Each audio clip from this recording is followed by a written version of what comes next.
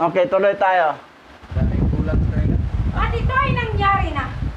Pagkatapos nito na inutusan ni Joseph ang kanyang mga tagapaglingkod na mga manggagamot na imbalsamahin ang kanyang ama ng mira at kamangyan at lahat ng uri ng insenso at pabango at inimbalsamo ng mga manggagamot si Israel gaya ng iniutos sa kanila ni Joseph at ang buong bayan ng Ehipto at ang mga matanda at ang lahat na tumatahan sa lupain ng Gosen ay umiyak at nagdalamhati kay Israel at ang lahat ng kaniyang mga anak at ang mga anak ng kaniyang sambayan ay nananaghoy at nagdalamhati sa kanilang amang si Israel na maraming araw. Oh, biro mo, dalamhati talaga sila. Sa kamatayan ni Israel, lungkot sila, ganon. Kahit Ah. 157. Oo. Matindi. Tuloy tayo. At pagkatapos na lumipas ang mga araw ng kaniyang pag-iyak, sa katapusan ng 70 araw, sinabi ni Joseph kay Faraon, "Aakyat ako at ililibing ang aking ama sa lupain ng Kanaan, gaya ng pinasumpa niya sa akin, at pagkatapos ay babalik ako." At sinugo ni Faraon si Joseph na sinasabi, "Umahon ka at ilibing mo ang iyong ama, gaya ng kaniyang sinabi sa inyo." At si Joseph ay tumindig, kasama ang lahat ng kanyang mga kapatid, upang pumunta sa lupain ng Kanaan, upang ilibing ang kanilang amang si Israel, gaya ng kanyang iniutos sa kanila. Ayan. Sabi ni Paraon, sige, ilibing mong ama mo doon sa Kanaan. Punta kayo. At iniutos ni Faraon na ipahayag sa buong Ehipto na sinasabi, "Sino mang hindi umahon na kasama ni Joseph at ng kaniyang mga kapatid sa lupain ng Kanaan upang ilibing si Israel ay mamamatay." At narinig ng buong Ehipto ang pahayag ni Faraon, at silang lahat ay bumangon na magkakasama. At ang lahat ng mga lingkod ni Faraon at ang mga matanda sa kaniyang bahay at ang lahat ng matatanda sa lupain ng Ehipto ay umahon na kasama ni Joseph, at ang lahat ng mga pinuno at ang mga mahal na tao ni Faraon ay umahon bilang mga lingkod ni Joseph, at sila'y umaon upang ilibing si Israel sa lupain ng Kanaan. At binuhat ng mga anak ni Israel ang kabaong ni Israel, ayon sa inutos sa kanila ng kanilang ama, ay gayon ang ginawa ng kaniyang mga anak sa kaniya. Matindi ang utos ni Paraon. Sabi ni Paraon at inuutos ni Paraon na ipahayag sa buong Ehipto na sinasabi, sino mang hindi umahon na kasama ni Joseph at sa kanyang mga kapatid sa lupain ng Kanaan upang ilibing si Israel ay mamamatay ang hindi sumama. Grabe. Ibig sabihin lahat ng Ehipto. Sila. Sama talaga lahat kasi papatayin pag hindi sumama. Lang natira, mas Paraon na lang. Matindi. Katulad yung salubungin si Israel. Sabi ni Joseph, ang hindi sumama ay papatayin. Yung sinulubong, aba, ang iba naman, umakyat na lang sa bubungan para makita ng pagdaan. Pwede nasa loob ng bahay. Ganon ang katindi ang batas kasi. Ang hindi magsamba ng Sabat Patayin. ay patayin. Hindi na pwede ngayon. Ang dami patayin, maubos na tayo, dalawa lang matira, tatlo na lang. Para sa pag-asawa lang yan. Ikulong man tayo. Para sa pag-asawa lang yan. Pag pumatay tayo ngayon, ikulong man tayo. Hindi pwede. Ganon. Wala Tapos ang magtrabaho sa araw ng Sabat ay dapat mamatay. Patay. Ganon ang tura. Wala. Ang batas ni Moses. Sunod. Ang magtrabaho sa araw ng Sabat dapat mamatay. Ang hindi magsamba sa araw ng Sabat ay dapat mamatay. Dito ang hindi sumama sa paglibing kay Israel ay patayin. Okay. Okay talaga. Ganon kahigpit ang batas. Ngayon, gumagawa ng batas ngayon. Si Ruben Padilla, senator. 10 years old up to 14. Gusto ko yan. Dapat makulong ang gumawa ng tama yon. Yan ang manalo siya lalo dyan. Pero ito namang si si Kiko, Kontra. Kumukontra. Balik ko yun eh. Iko, balik ko. Ewanan niya si Iko. Oh, wala talaga itong Kiko. Magawa nila, walang silbi. Daming magnanakaw, daming ano kayo mga bata. Utusan eh. Kasi kailangan kasi yung batas mahigpit para hindi mamihasa yung tao. Pero biro mo sa Israel, matindi pang batas yun sa Torah ni Moses. Patay talaga. Pero ang nangyari, marami pa rin yung tuloy-bagbag hanggang napalaya sila sa bansang Israel. Paano mo ma-approval niya yung Bitcoin? Ngayong panahon na ito, ibubuhoy na ng mga remnant Hebrew Israelite, pero ang daming pang tuloy-bagbag talaga. Pero hindi mo naman pwedeng patayin yan siya Kulong ka. Makulong ka dahil hindi naman atin ang batas Doon na lang ilagay siya sa bangkita o sa parang. Ang taga-bangkita, hanggang taga-bangkita lang siya. Ang taga-parang, hanggang taga-parang. Pero ang taga-mansion, pwede makapasyal sa parang, pwede makapasyal sa bangkita. Kasi may service siya Ayun no. Parang ka, hanggang doon ka sa parang. Bangkita, hanggang bangkita ka lang. Pero ang taga-mansion, makagala-gala ka siya. Kahit saan. Kasi may service vehicle siya Ganda pang gumana, may service, no? Wala lumakad. Mas kawawa pala yung mga taga-pagkita dahil di sila makalaro ng mahayop. Taga-parang, hanggang doon lang. Pero may parte-parte na parang, hanggang dito ka lang na parang. Hindi ka pwedeng lumampas doon. Kasi kanya-kanyang ang area-area. Kayo ang tagapakain ng mga hayop doon. Kanya mga lahi yun nandun eh. Panahon ni Adan ni Eva, ang mga hayop na babae, si Eva at tagapakain. Ang mga lalaki na hayop, si Adan na pakain. Trabaho sila doon, nagbungkal pa sila doon. Akala mo, wala silang ginagawa doon sa Garden of Eden. May ginagawa, may trabaho sila doon. Paraiso pala sila. Oo. Pero pag nandoon ka sa Wala naman. sa mansion, relax ka lang. Parang milyonaryo ka. Aircon pa. Oo. Malamig naman talaga doon. Kahit sa labas, malamig. At relax lang. May privacy ka. Walang araw. Yan ang... Iwanag na doon si Abayawan eh. Ayos. So, yan. Tuloy. At ang kabaong ay taganas na ginto at binalot sa palibot ng mga batong onyx at bidilyo. At ang takip ng kabaong ay gintong yari sa hinabing sinulit at sa ibabaw ng mga iyon ay may mga kawit na mga batong onyx at bidilyo.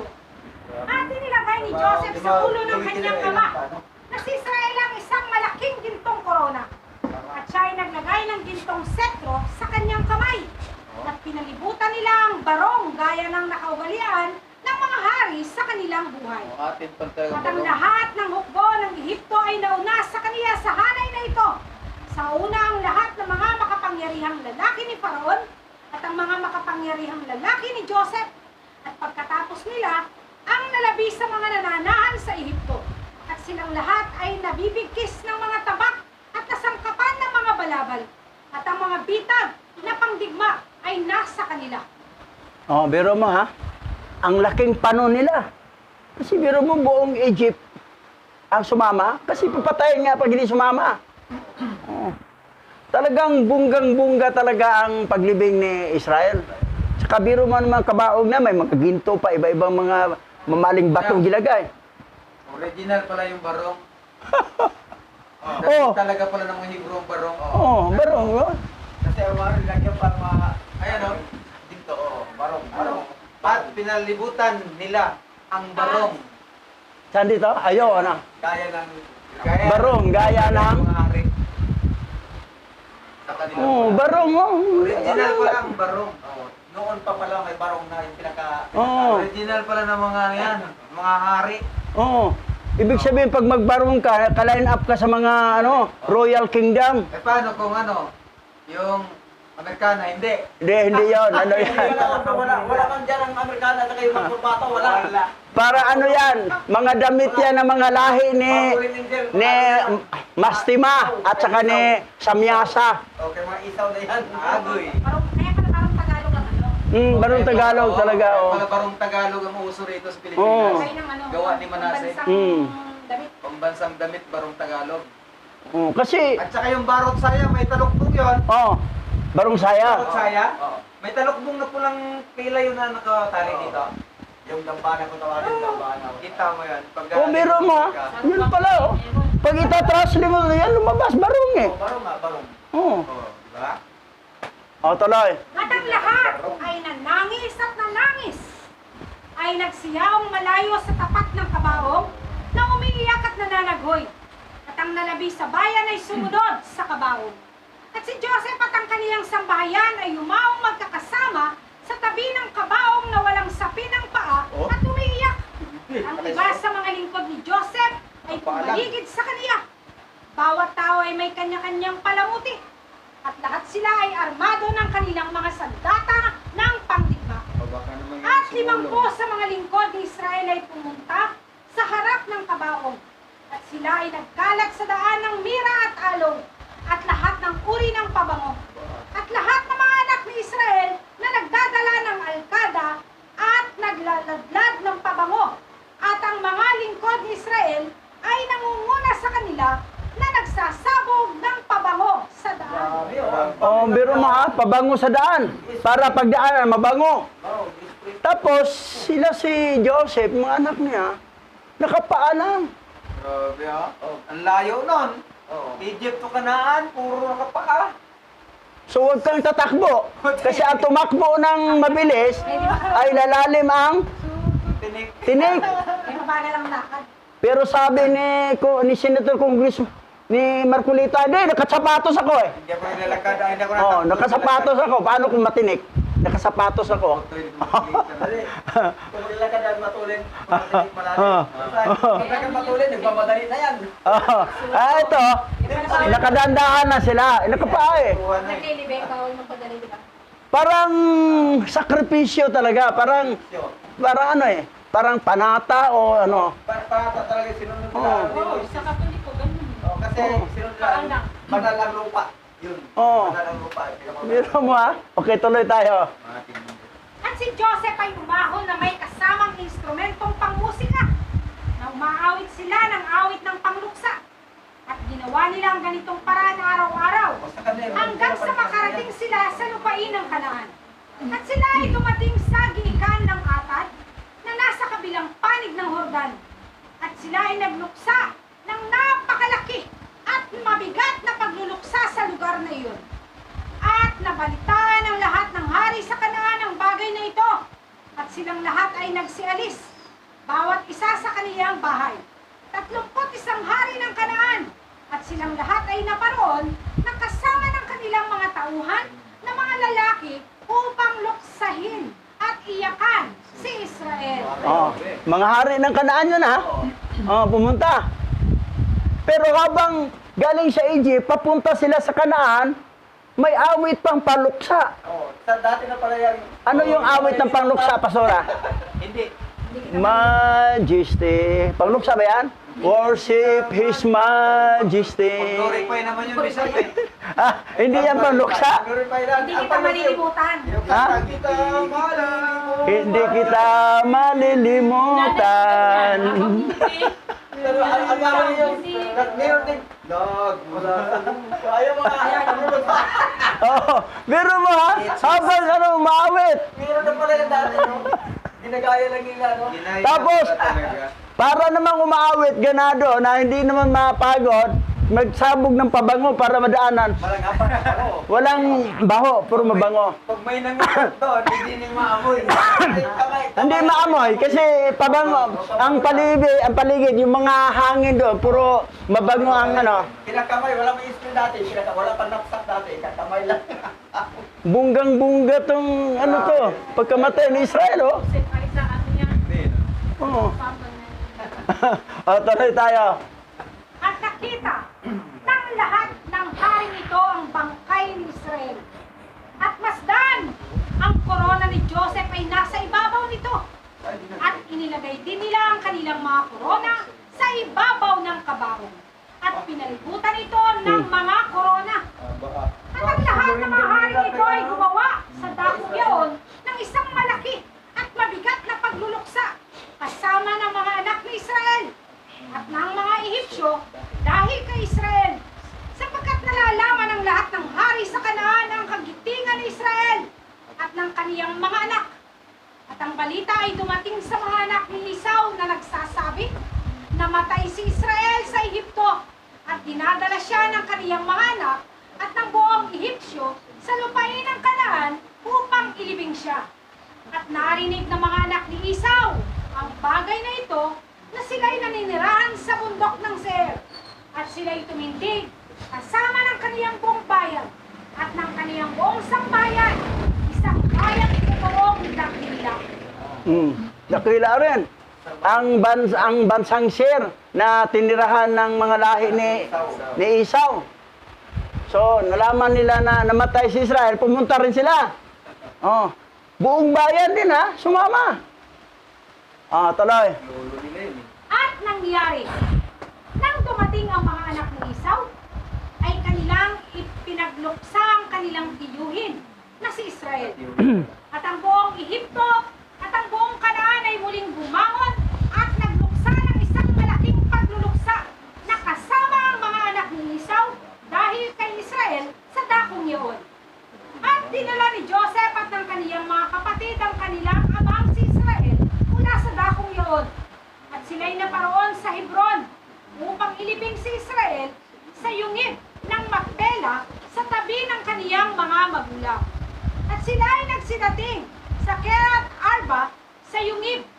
At nang sila'y dumarating ay tumayo si Eliphaz na kasama ng kaniyang mga kapatid laban kay Joseph at sa kaniyang mga kapatid na hadlangan na ilibing sa yungib ng Macpela na sinasabi, si Israel ay hindi dapat ililibing dito sapagkat ito'y pag-aari ng aming ama na si Esau. Yan. Ito na ngayon.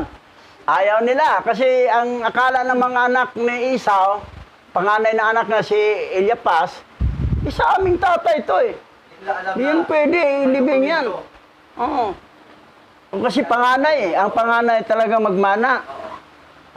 Ngayon, ano nangyari? At narinig ni Joseph at ng kaniyang mga kapatid ang mga salita ng mga anak ni Esau. At siya'y nagagalit ng mainam.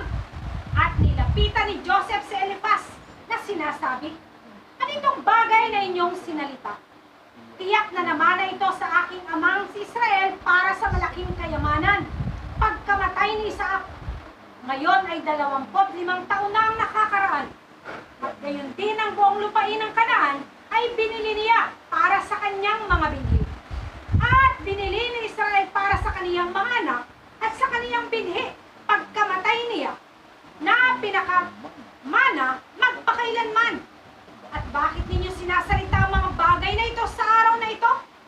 At sumagot si Eliphaz na nagsasabi, ikaw ay nagsasalita ng kasinungalingan at nagsasabi ng mga kasinungalingan sapagkat mana ito sa aming ama na si Esau dahil siyang panganay na anak ni Isaac. Ito na ngayon. Maggira na to. Eh, may mga armas pa naman yung mga kasama si Joseph. Kumpletong armas yun eh. Mga Egyptian, mga kapatid niya. Banatan na to ngayon. Ngayon, ito nangyayari na sabi ni Joseph, bakit mo hadlangan? Aba, ginawa pa si Joseph na nagsinungaling daw. Oo, sabi ni Eliphaz, nagsinungaling. Ngayon sinabi nga, nabili ng aming amang si Isaac ang buong Kanaan. May deed of sale yan eh.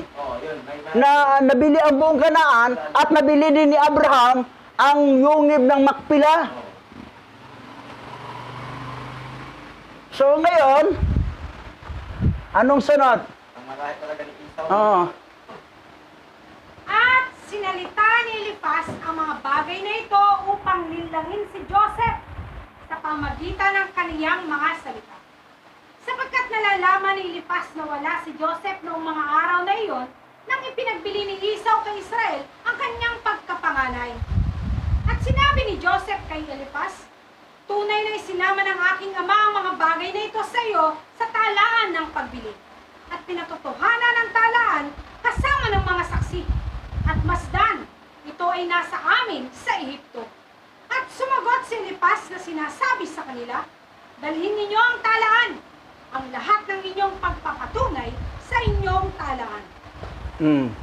Ito, makulit dito sa Elipas eh. Dalhin nyo talaan. So makita namin. Isasabi Joseph meron. Yung deed of sale, kumplito kami, talaan, nasa Egypto. Dahil, biro mo, buong Kanaan, nabili ni Isaac. Di, siyempre, pag nabili, sino magmana? Israel. That's why ng bansang Israel. Hindi naman na inagaw lang yun sa gira-gira, kundi nabili talaga. May talaan. Ngayon, dito na magamit ang grand lolo mo, siya ang patakbuhin mo, kasi mabilis yun eh. Mabilis yun eh. Tuloy. At tinawag ni Joseph si Neptali na kaniyang kapatid. At kaniyang sinabi, magmadali ka, huwag kang tumigil. At isinasamo ko sa iyo na tumakbo ka sa Egypto. Dalhin mo ang lahat ng talaan, ang talaan ng pagbili, ang silyadong talaan, at ang bukas na talaan. At gayon din ang lahat ng unang talaan, upang saan nakasulat ang lahat ng mga transaksyon ng karapatan sa pagkapanganay, dalhin mo dito.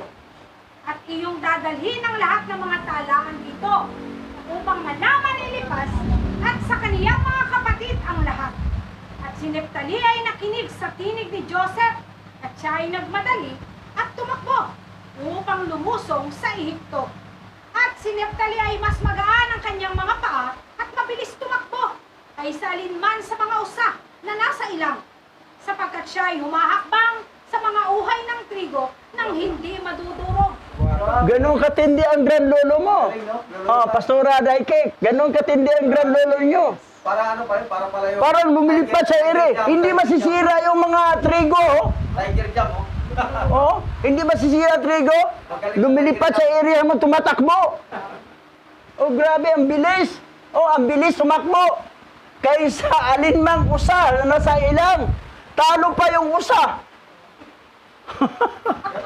Talo pa. Winner nung Ang galing talaga ni Neptali, oh. Mana pala ako sa lolo.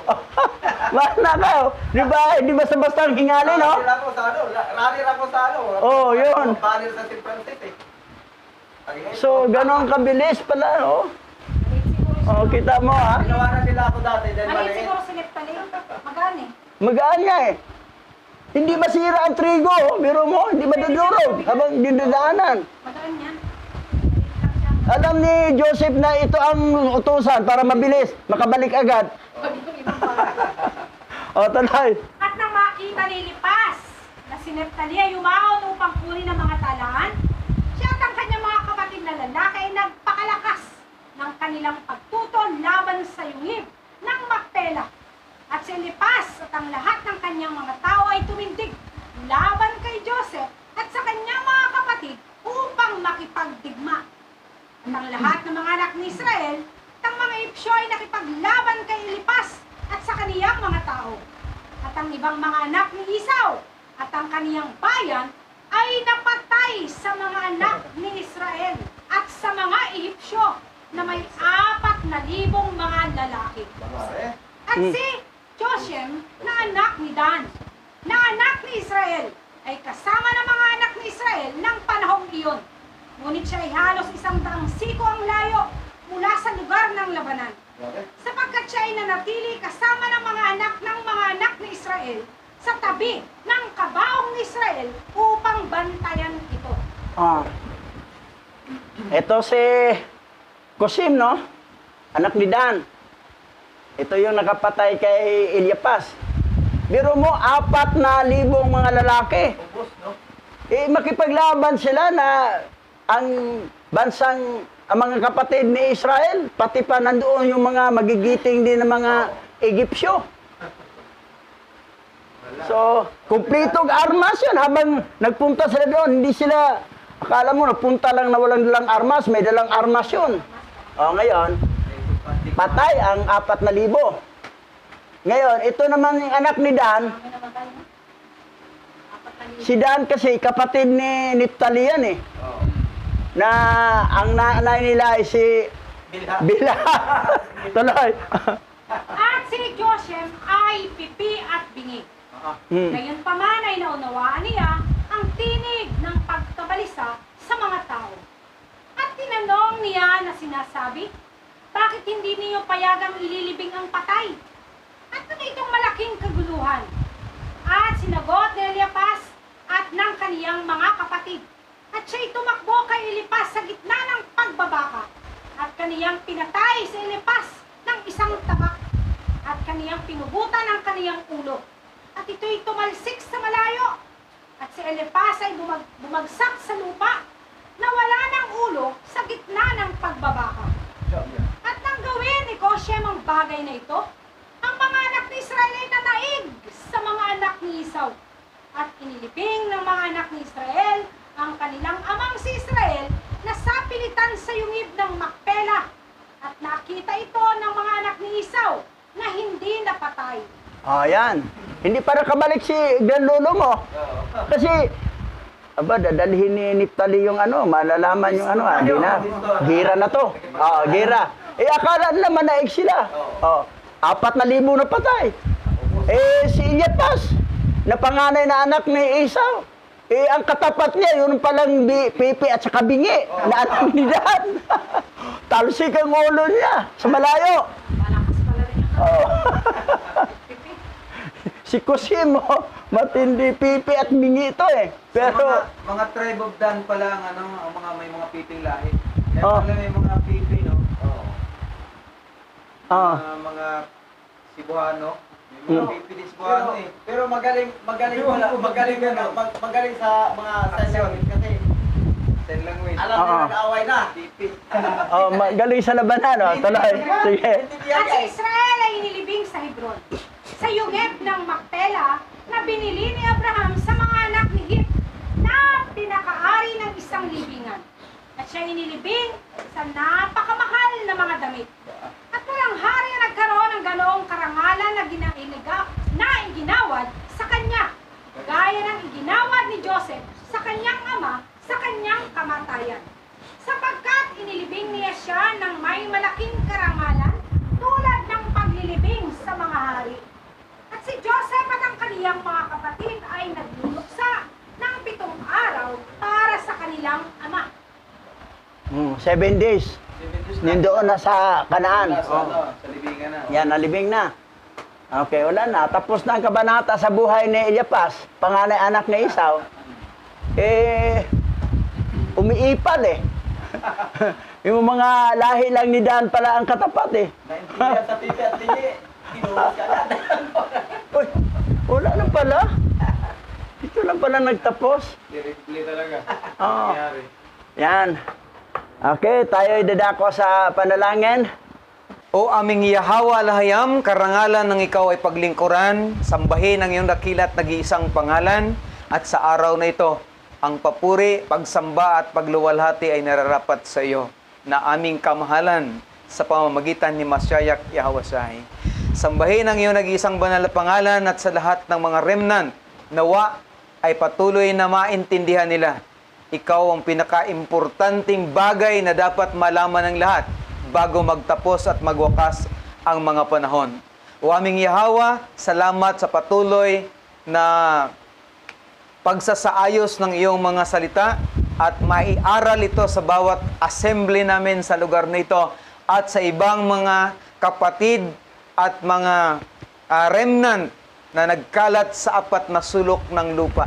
O aming Yahawa, salamat sa patnubay ng banal na raw kakadas upang maunawaan namin ang mga bagay na ito. Ikaw lang ang aming itataas, pararangalan, sasambahin, kikilalanin bilang tunay na alahayam sa pamamagitan ni Masyayak Yahweh. Yaman.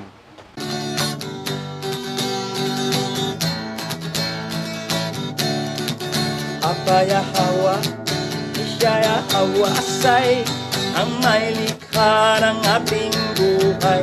Aba Yahawa,